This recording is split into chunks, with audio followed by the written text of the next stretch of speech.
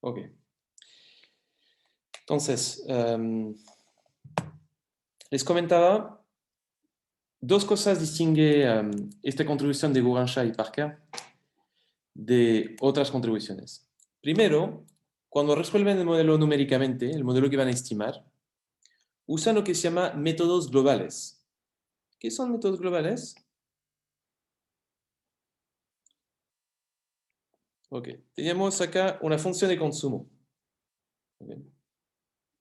Habíamos dicho justo antes de la pausa que el caso del modelo buffer stock, esta función es como creciente y cóncava, ¿no? Cuando vimos iteración sobre la función de valor, usamos lo que se llama un método global, en el sentido de que intentamos reproducir o aproximar esta función para todos los puntos de la curva. ¿Okay? Entonces, es cierto que fijábamos una grilla, pero el objetivo de la grilla era reproducir toda la línea roja. ¿Okay? Es cierto que lo hacíamos a través de un subconjunto de puntos, de las líneas azules.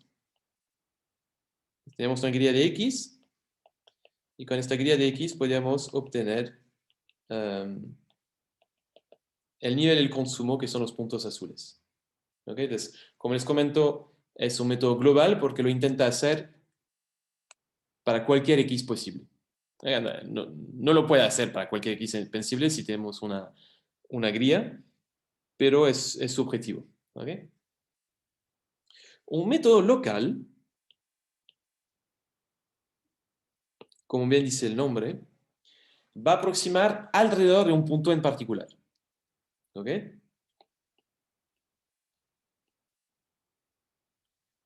Por ejemplo, invento, voy a hacer acá que está, este punto verde que estoy agregando. ¿Ok? Y muchas veces lo que suele hacer el método local, pero no tiene por qué serlo, usa una línea para aproximar. ¿Ya? Y se va a fijar en la tangente. ¿Ok? Entonces, esto va a ser la tangente. ¿Ok? La aproximación en el punto verde es perfecta. ¿Eh? Entonces, en este punto le achuntamos a la curva roja súper bien. Pero como ven, a medida que nos alejamos del punto verde, se va a generar un error de aproximación. Entonces, por ejemplo, acá, invento, tenemos un error mucho más alto que acá. ¿Sí? La distancia entre la curva roja acá es mucho más grande que la distancia acá. ¿Okay? Y esto se debe a que básicamente reemplazamos la curva roja por una línea verde. ¿Okay? Los métodos locales tienen la ventaja de que se calculan de manera muy rápida. Entonces, básicamente, ¿qué necesito para la recta? Necesito una constante y una pendiente. La constante, bueno, tengo el punto verde original que me la da. Lo único que tengo que hacer es calcular la pendiente. ¿Okay? Entonces, se debe computar mucho más rápidamente que el método global. Y a veces el error de aproximación no es muy alto. Entonces, si, por ejemplo, me moviera acá, ven que la curva verde y la curva roja, bueno, son muy parecidas. Exagero un poco con el muy parecida, pero digamos que el error de aproximación no es grande. ¿Okay? Y entonces, si nos aseguramos que las X se van a mover dentro del cuadrado, el método local quizá no está tan mal, dado que es mucho más rápido de computar. ¿Okay? Métodos locales no hemos visto aún en este curso, lo verán en Teoría Macro 2. Sirve, por ejemplo, cuando tenemos muchísimas ecuaciones que aproximar y necesitamos como computar un modelo en equilibrio general. Cuando estamos limitados con el computador, bueno, mejor usar métodos locales. Lo que sí hemos visto es un método global que es el de iteración sobre la función de valor que están haciendo para tareas. ¿Ok? Y entonces, Gurancha y Parker, lo bueno de ellos es que su estimación, cuando resuelve el modelo, considera métodos globales. Es decir, que no considera la linealidad que nos impone el método local. ¿Okay?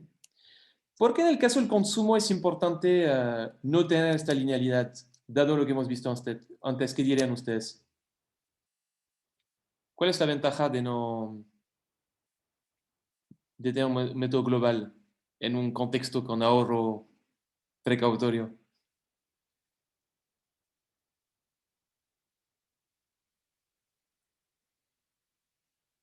¿Qué dirían, estimados?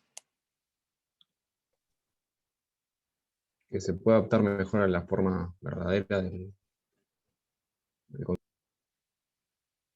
Sí, se cortó, pero... Entonces, tengo que adivinar. Cortaste, creo que... perdón, que se puede adaptar mejor a la forma que se observa realmente en el consumo, al menos en la realidad. Exactamente. Entonces, bueno, la linealidad implica que vamos a tener la misma propensión marginal a consumir para todos. ¿Okay? Entonces, tener un método global permite tener una propensión marginal a consumir distinta según el grupo etario. Y vimos entonces que al imponer linealidad, potencialmente, no, digamos, no le hacemos un favor a esos modelos de consumo. Al imponer linealidad, eh, digamos, dado que ya sabíamos que era un problema la linealidad en el caso de un modelo sin riesgo, estimar un modelo con riesgo, justamente hay mucho que aprender por permitir algo un poco más flexible, incluso si computacionalmente cuesta más tenerlo, de manera a ver si podemos responder a algunas críticas que le hacíamos a la teoría de la renta permanente.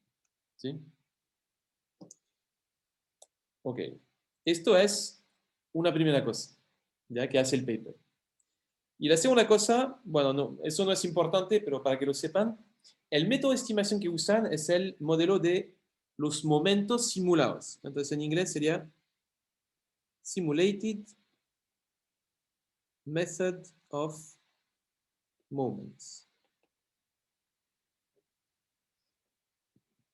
Quizá no escucharon el Simulated Method of Moments, pero quizá les suena el GMM, que es Generalized Method of Moments.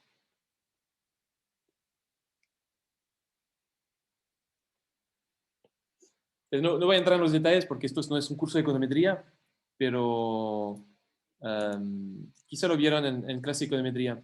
¿Se acuerdan lo que era el método de los momentos generalizados? Lo habrán visto quizá con el amigo Rao, ¿no? ¿Puede ser? Digo Rao, pero puede que sea otro profesor, no sé.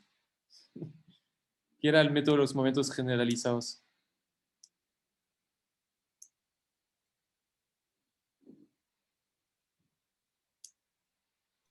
Al final usa la función de máxima verosimilitud para estimar el parámetro que queremos ver.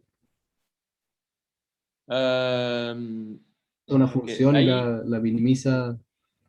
Al final usa una función que busca cuál es el mínimo de esa función para el parámetro. El parámetro minimiza la función. ok, me imagino que eso es la manera como llega, pero ¿cuál es el principio básico?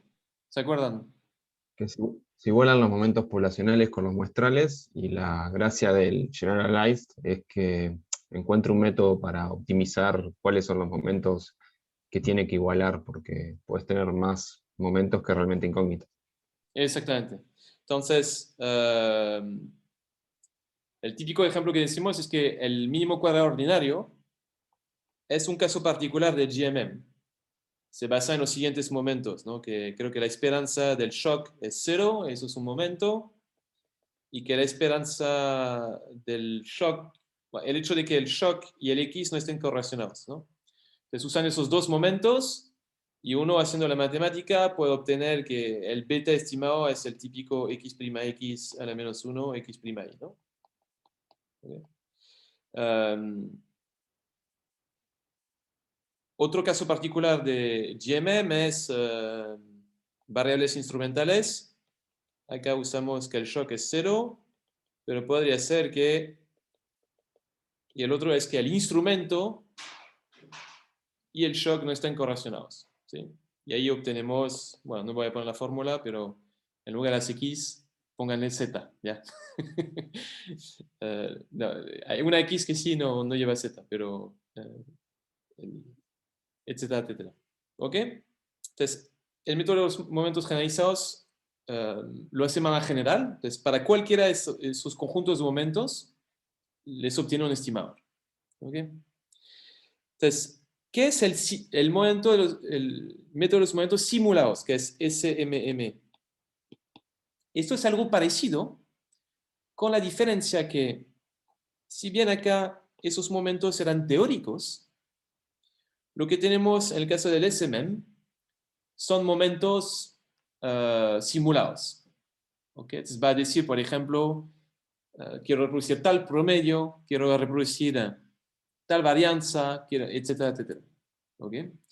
Y se presta muy bien a la estimación de modelos estructurales, ¿eh? Porque podemos simular el modelo, por un lado, entonces, simular trayectorias de consumo según trayectorias de shocks, ¿no? Y buscar los parámetros tal que momentos de la distribución de las trayectorias simuladas se parezcan a los datos. ¿Okay? Entonces, por ejemplo, el consumo tiene esta trayectoria en el ciclo de vida. Queremos que el modelo se acerque a esta trayectoria. ¿Okay? Como para dar un ejemplo de momento.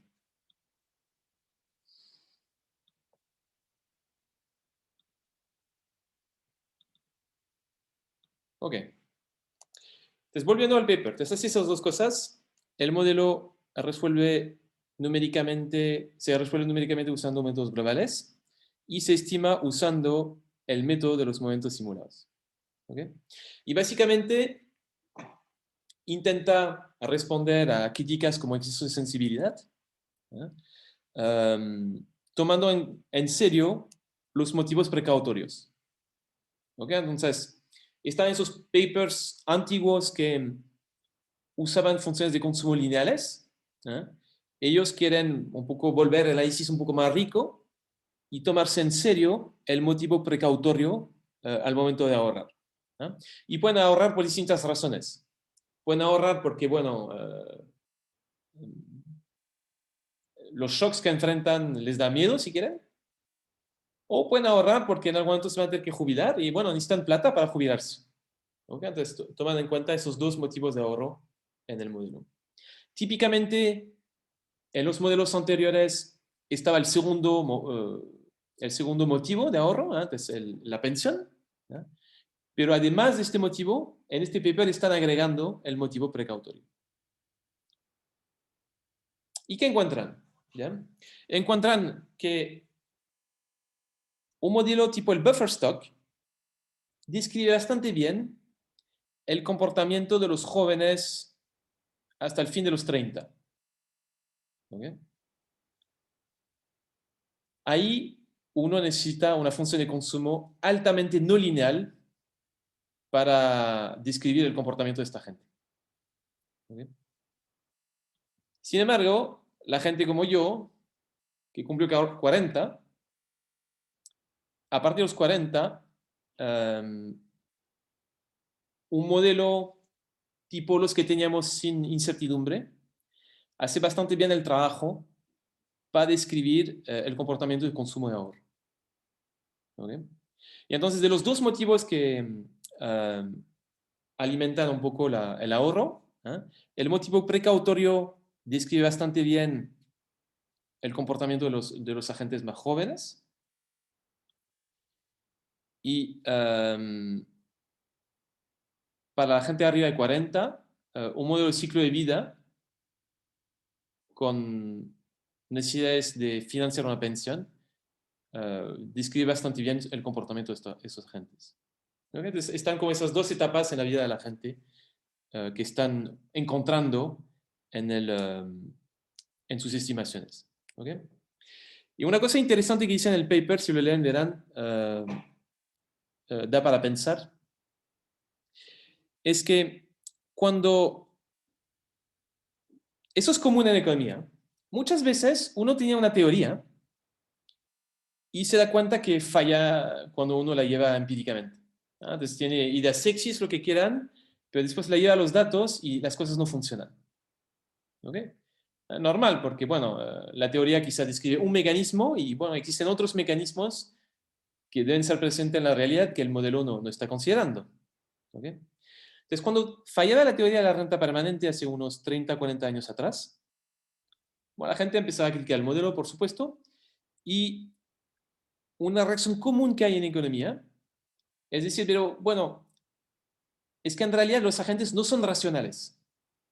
¿Okay? Acá estás usando un modelo racional como para describir el comportamiento de los agentes, pero esto, el modo, los agentes racionales, eso es una fantasía tuya. Uh, la gente en la realidad no se comporta de esta manera. Entonces, por ejemplo, nos dice, hay que usar modelos de economía comportamental para poder reproducir el comportamiento de los agentes. ¿Okay? Lo interesante de este modelo es que los agentes son racionales, entonces maximizan, en cualquier momento, maximizan la suma descontada de sus utilidades. ¿Okay? Entonces, cuando fallaban la teoría de la renta permanente, la gente decía, pero bueno, quizá los agentes son miopes. No ven el futuro al momento de ahorrar y consumir. Son muy cortoplacistas, lo que quieran, no internalizan que en algún momento se van a tener que jubilar, etcétera, etcétera. ¿Okay? Entonces, este modelo, aunque tenga una primera etapa en su vida, aunque los agentes tengan una primera etapa donde parecen miopes, donde es un comportamiento en términos de consumo y ahorro, es que se consumen todo al tiro y que parece ser que se les olvida que en algún momento se van a jubilar, bueno, pues en realidad esta decisión la toman de manera racional, y siguen de manera responsable, entre comillas. Los agentes en este modelo consumen, digamos, una gran parte de su ingreso cuando tienen menos de 40, porque, bueno, no se quieren endeudar, tienen este motivo precautorio, quieren armar el buffer stock o lo que quieran, o deben armar el buffer stock, y entonces como no se quieren endeudar, van a tener este comportamiento en que la trayectoria de su ingreso va a seguir bastante de cerca la trayectoria de su consumo. No va a ser el caso para los agentes arriba de los 40, ¿okay? Y aunque tenga las dos etapas de su vida, el agente lo hace de manera perfectamente racional. Entonces, esto da para pensar un poco sobre cómo pensamos todas esas metodologías, ¿no? Una cosa es encontrar el modelo sexy, otra cosa es encontrar el modelo útil. ¿Ya? Ok, creo que eso ya lo he dicho, así que lo voy a pasar. Entonces, eso básicamente es que antes se usaba un modelo lineal y acá intentan ir más allá de esto. Entonces, déjenme mostrarles rápidamente el modelo que usan y que quieren estimar. Vamos a tener a gente que vive en n periodos de su vida. ¿Okay? A la edad de n desaparecen los pobres. Van a trabajar T mayúscula periodos. Entonces, pasado el momento T mayúscula, parte de la pensión si quieren y dejan de trabajar. Reciben un ingreso estocástico y sub T hasta que se jubilen. ¿Okay? Entonces, esto va a ser algo que fluctúa en el tiempo y quieren maximizar la suma descontada de sus utilidades. Entonces, fíjense, hasta el momento n de su vida acá, que es la muerte, van a recibir una utilidad que depende del consumo, C sub T, y depende de esta variable Z, que básicamente acá Grandchat y Parker la piensan como el tamaño de su hogar. Se les había comentado que la crítica de exceso de sensibilidad se hace más fuerte cuando uno toma en cuenta el hecho de que tengamos hijos o no. Entonces, por ejemplo, ahora les había comentado que yo consumo más que a los 20, pero en parte porque ahora tengo hijas, entonces tengo que financiar el consumo de mis hijas. Entonces, la presencia de los hijos que está en los datos ellos lo incluyen a través de esta variable z. ¿Okay? Y después tiene este término que puede ser la herencia que le dejamos a los hijos. ¿Okay? Entonces lo ponen ahí en un término. Pueden tener utilidad por morir con activos, si quieren. Y esto lo meten en un término de adicional, que es como lo que le dejo a mi hijo y yo lo valoro en mi función de utilidad. Ok. WT va a ser entonces la riqueza financiera. Y entonces la función de utilidad va a ser esta, va a ser una CRRA y tiene este parámetro, shift parameter en inglés se dice, que depende de las características del lugar. Entonces, cuando sube Z, bueno, queremos consumir más, porque tenemos más hijos. ¿Ok? Es un modelo muy parecido, digamos, a lo que hemos visto hasta ahora. Hay que agregarle bequests, es decir, herencias. Hay que agregarle un tamaño del hogar que puede cambiar con la edad. ¿Okay? Pero aparte de esto, el modelo es muy parecido a lo que hemos visto con Carroll, enfrenta a la gente este ingreso estocástico en tiempo finito. Ok, entonces el agente maximiza esto y tiene que tomar en cuenta su restricción presupuestaria, ¿no? Entonces su riqueza de mañana, que es la riqueza de hoy, a la cual le agrego mi ingreso de hoy y del resto mi consumo. ¿Okay? Entonces voy a acumular intereses a una tasa bruta R. ¿Okay? Entonces, creo que para la tarea 2 enfrentan exactamente la misma restricción, creo, ¿no? Con la diferencia que I debe ser no estocástico en el caso de ustedes, pero aparte de esto, es la misma restricción presupuestaria. Ok, entonces básicamente podemos sacar, esto es, ok, recuerda un poco porque la función de consumo podría ser no lineal en el ciclo de vida, por ejemplo. ¿Ah? Y acá recuerda el paper que pasa sin riesgo. ¿Ah? Y nos pone la ecuación de Euler. ¿Ah? Entonces dice básicamente que puede crecer el consumo porque entre hoy y mañana tenemos hijos. ¿Ah? Entonces, si el tamaño de mi hogar va subiendo, esto puede hacer crecer mi consumo bajo ausencia de riesgo. ¿Okay? O podemos tener motivo precautorio. Entonces, el motivo precautorio puede generar una función de consumo que sea no lineal a lo largo de la vida de la gente. ¿Okay? Entonces, típicamente, ¿qué pasaba sin riesgo? Según cómo se comportaba beta con R, el consumo iba para arriba o para abajo. ¿Sí? Entonces, si beta es muy grande, tenemos una ecuación lineal que sube. Si beta es más chico que el efecto de R, vamos a tener una función lineal que se vaya para abajo. Pero es siempre lineal. ¿Okay? Entonces, una primera manera de ir en contra de la linealidad es el jugar con los hijos. Una segunda manera es el motivo precautorio. ¿Okay? Y dicen, bueno, lo que va a pasar es que el motivo precautorio va a hacer que los agentes quieran ahorrar temprano en la vida. ¿Okay? Esto va a pasar al principio. Y al final, bueno, van a querer ahorrar para llegar a la jubilación.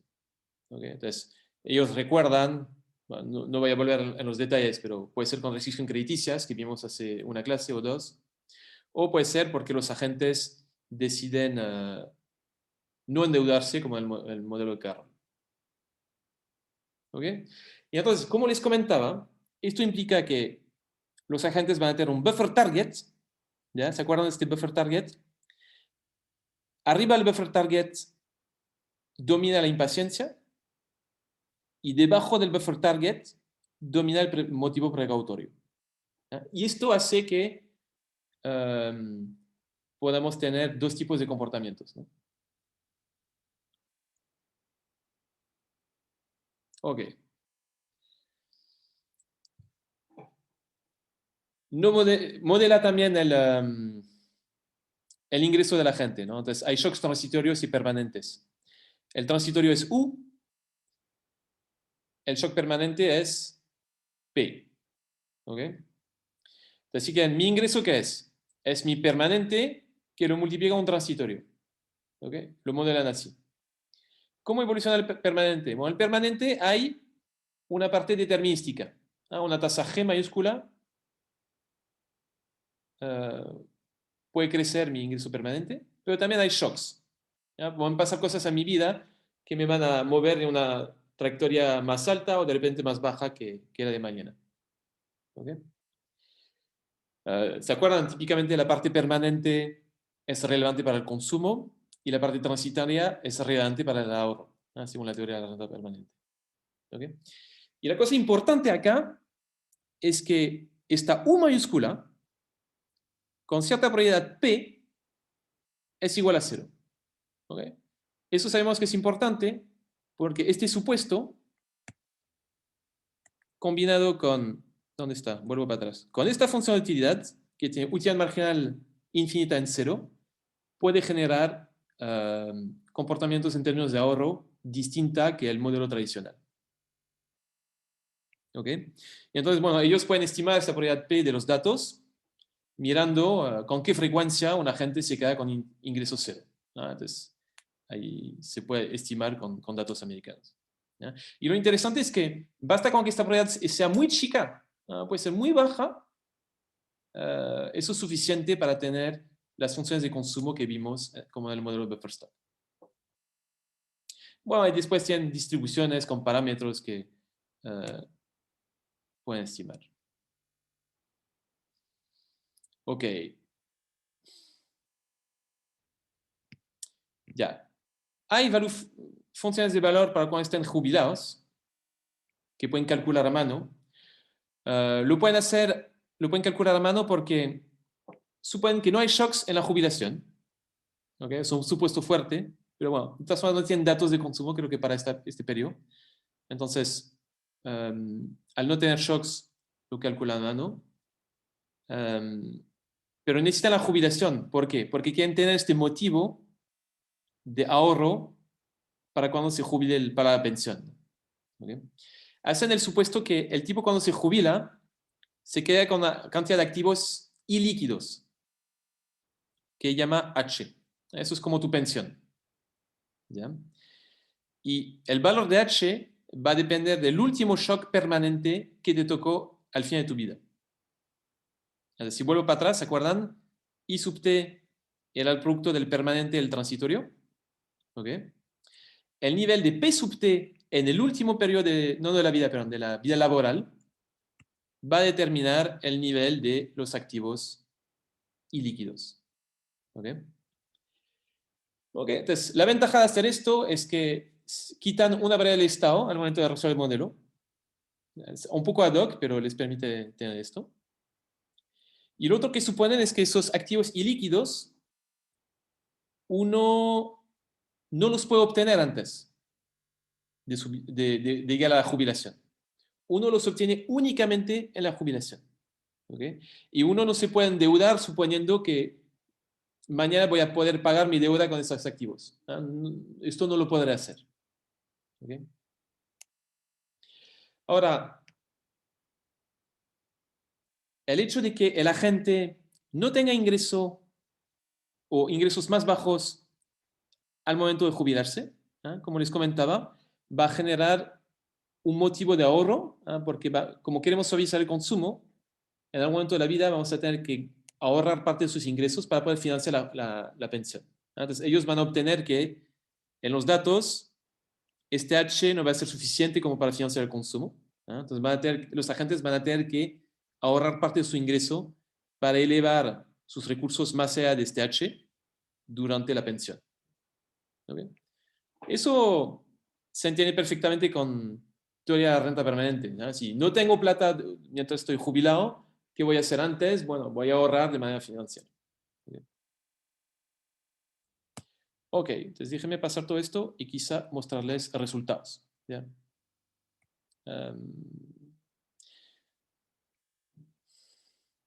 Hay ecuaciones de Euler. Ya, paso esto, no es importante. Ok. Ok, estas son simulaciones que tiene que tiene el paper. ¿Ok? La de arriba es la estimación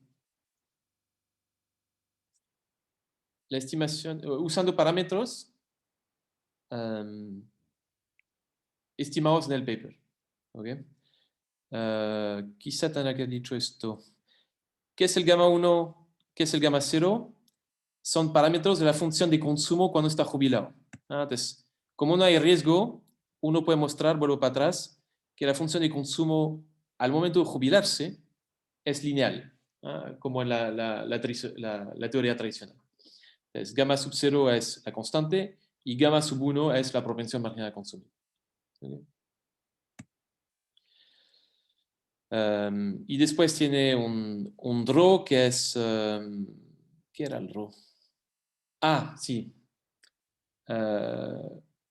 El coeficiente de aversión al riesgo es el ρ, creo. Entonces, si vuelvo para atrás, ¿ven este parámetro de función de utilidad?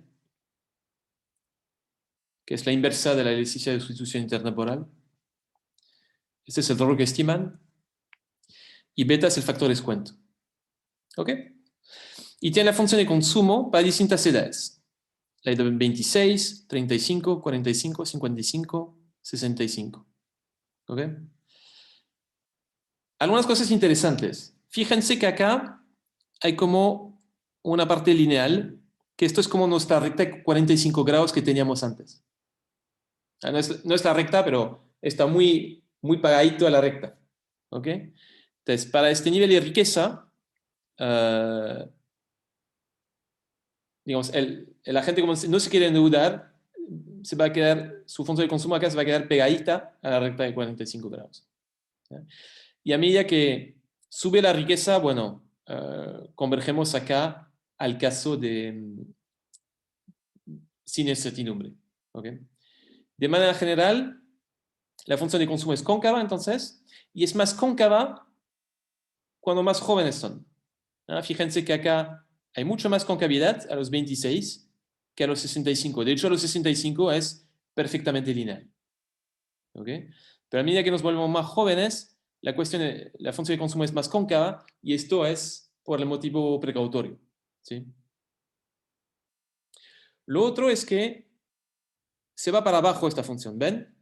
Del 26 a 65. ¿Ok? Esto se debe a dos razones. Primero, el agente necesita ahorrar para su jubilación. Entonces, y como veremos, este comportamiento empieza a aparecer a los 40, 50. ¿Ok? Entonces, en ese momento va a tener que consumir menos para poder ahorrar para su pensión. Y segunda cosa, el beta multiplicado por R va a ser menor que 1. Entonces, como es menor que 1, en caso sin incertidumbre, predecimos una trayectoria del consumo que se va para abajo a lo largo del ciclo de vida. ¿Okay? Entonces, naturalmente, la función de consumo también se corre para abajo. ¿Okay? Y ellos están presentando acá abajo la situación en que a la gente le doy más recursos cuando se jubila. Entonces, arriba es lo que estiman y abajo es qué pasa cuando te doy más plata cuando te jubilas.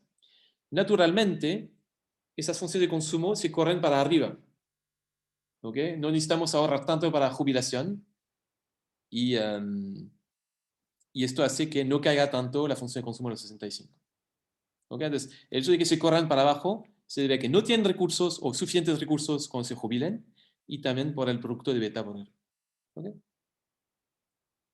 Aparte de esto, ven que las funciones de consumo se parecen bastante a lo que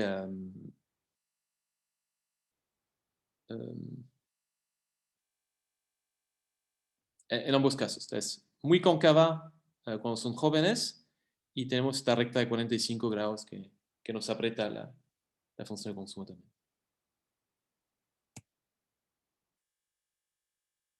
Ok, estos son como los momentos a los cuales se quieren acercar en los datos cuando estiman. Entonces, esto eran unas simulaciones como para explicar un poco cómo se comporta la gente. Se parecen bastante a los gráficos de Carroll. Acá son como los datos a los cuales quieren llegar. ¿Ok?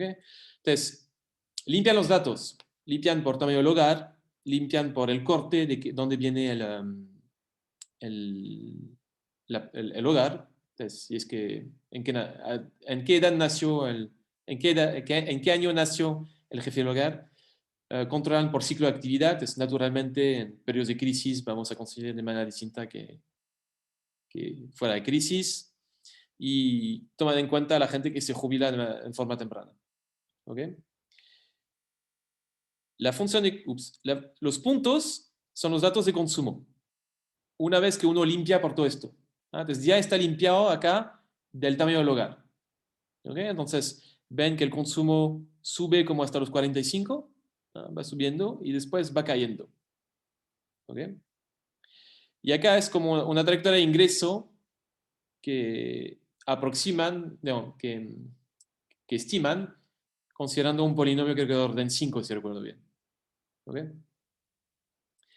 Un par de comentarios sobre esto. Fíjense que el ingreso y el consumo están bastante correlacionados, las trayectorias. Entonces, ambos tienen esta cosa que primero van para arriba y después van para abajo. ¿Ok? No es el mismo timing. Entonces, acá la cima está a los 45, acá la cima está como a los 50, pero digamos, hay cierta correlación. ¿Sí? Primer comentario. Segundo comentario, fíjense que el modelo tradicional no hay manera que le dé a la trayectoria de consumo. Si se va para arriba o para abajo. Habíamos dicho que sin shock, la cuestión era lineal, o se iba para abajo, o se iba para arriba, o se iba para abajo, pero no podía hacer ambas cosas. Entonces, naturalmente, era normal que no funcionaba la teoría de la ronda permanente, porque no le puedo dar a un polinomio con una recta, si quieren. ¿Sí? Y después lo hacen para subgrupos, como para mostrar que esto es medio, esta característica de que sube y baja, esta forma de U invertida, es cierto también para subgrupos de educación, es cierto también para subgrupos de ocupacionales, que seamos managers o seamos, digamos, operadores, pone acá. Tenemos esta cosa de que es Hampshire. ¿Sí? Y luego estiman el modelo usando el método de los momentos simulados. Entonces, lo bueno de sus estimaciones es que tienen estimaciones que hacen sentido. Tienen un factor descuento del, yo qué sé, 4%, ¿okay? Que suena razonable. Tienen un coeficiente de aversión al riesgo y una necesidad de sustitución intertemporal que parecen razonable, etcétera, etcétera. ¿Okay?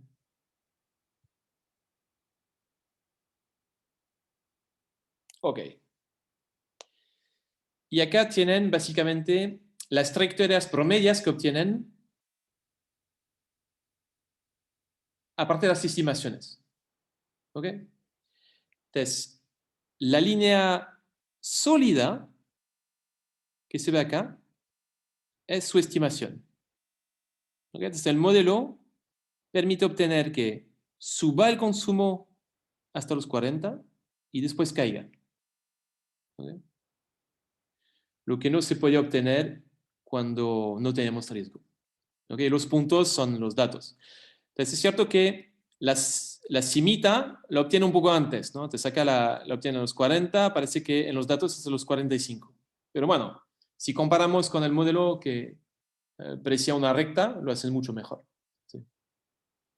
Y acá está la trayectoria de ingreso de la cual habíamos dado. Entonces, dado esta trayectoria de ingreso promedia, estiman una función de consumo que se comporta así.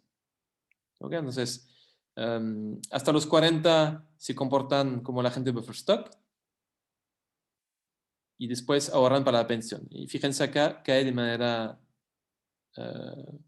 bastante lineal. El segundo gráfico lo ponen como para mostrar hasta qué punto, un poco la flexibilidad del modelo que usan, ¿no? Según el beta, pueden obtener cualquier trayectoria, cualquier polinomio de grado 2, si quieren. Acuérdense, el motivo precautorio se tiene que contrarrestar con la impaciencia, les había dicho. Entonces, cuando toma sus decisiones de ahorro en esos modelos de la gente, considera cuánto impaciente es y cuánto miedo le da el riesgo, si quieren. Cuando subo el beta, hago más fuerte el motivo de impaciencia. Cuando bajo el beta, hago más fuerte el motivo precautorio.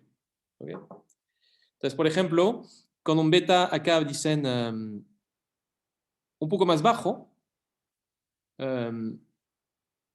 voy a obtener la cima antes. No, la cima... A ver. Bueno, va a ser como más... El hump va a ser más fuerte. ¿Ok? Porque soy menos impaciente.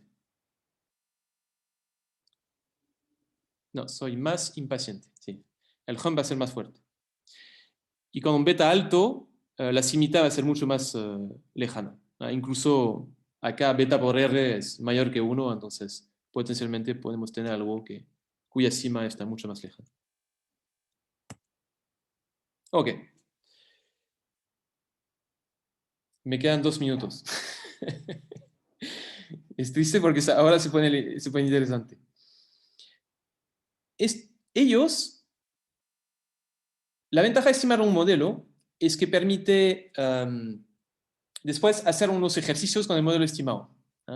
Podemos, por ejemplo, ver cuál es el buffer target según la edad. ¿Okay? Entonces, tienen la edad de la gente abajo, de los 26 hasta los 42, y ven cómo se comporta este buffer target en función de la edad. ¿Se acuerdan qué era el buffer target? Era cuál es el nivel de ahorro tal que en promedio entre hoy y mañana mi riqueza no cambia. ¿Sí? Hasta los 40, digamos, el buffer target es bastante constante. Entonces, acá los agentes, lo único que les preocupa es intentar sobrevivir, entre comillas. Van a tener una trayectoria de consumo que se parece bastante a la trayectoria de ingreso. Después de los 40,